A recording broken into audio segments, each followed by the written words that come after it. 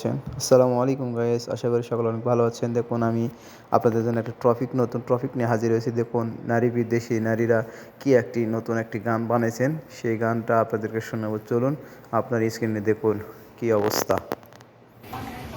আমরা নারীবাদী কারণ আমরা খুশি হতে চাই, আমরা নারীবাদী, আমরা নারী